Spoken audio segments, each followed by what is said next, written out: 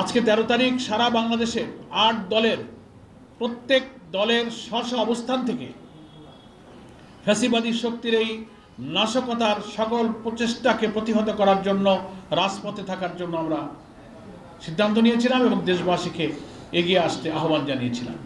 সেই মোতাবেক আমাদের কাছে এই দুপুর পর্যন্ত যে খবর, বাংলাদেশের প্রত্যেকটি জেলা এবং মহানগরীর খবর আমরা গ্রহণ করেছি।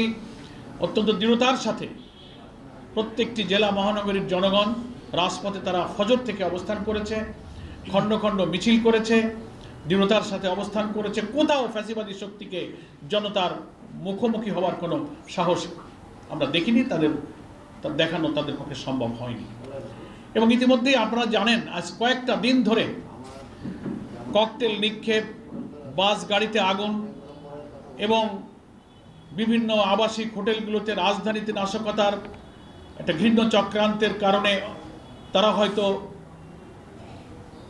নাম পরিচয়হীন অজ্ঞাত নানান ব্যক্তিরা সব হোটেল টোটেল ভাড়া বুকিং করে আমরা খবর পেয়েছি তারা সেখানে এসে আশ্রয় প্রশ্রয় নিয়েছিল।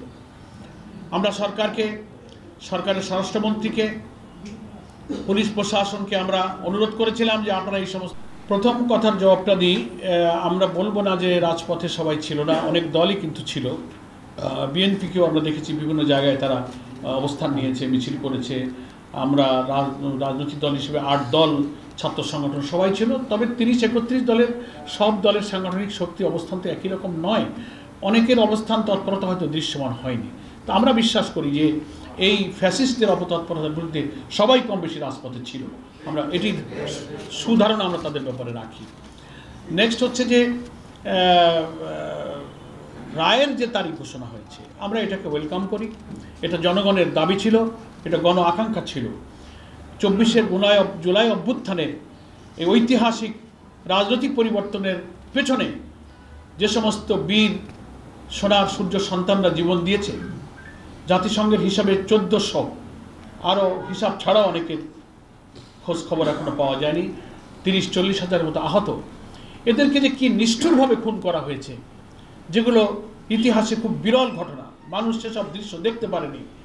মৃত লাশ আগুনে পুড়িয়ে ছাই করা, একটা দেশের সরকার সেই দেশের বিরুদ্ধে কি যুদ্ধ ঘোষণা করেছে যে হেলিকপ্টার থেকে গুলি করে 6 বছরের শিশুসহ সাধারণ পথচারীকে হত্যা করতে হয়েছে? হ্যাঁ, এপিসি কার থেকে লাশ কিভাবে টেনে রাস্তার পরে ফেলানো হয়েছে, দৃশ্যগুলো ভিডিওতে মানুষ দেখতে পারে না। তো জনগণ তো এর বিচার চায়, সে বিচার চাওয়া হয়েছিল।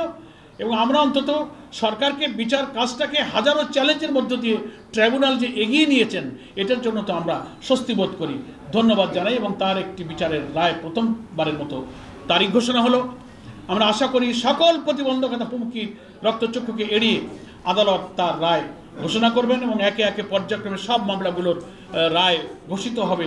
এটা দেশপ্রেমিক, শান্তিপ্রিয়, ফ্যাসিবাদ বিরোধী, অপরাধ এবং খুন বিরোধী সাধারণ জনতার এটা দাবি, এটা শুধু আমাদের দলীয় দাবি নয়। এই জন্য এটা আমরা খুব ইতিবাচকভাবে দেখি।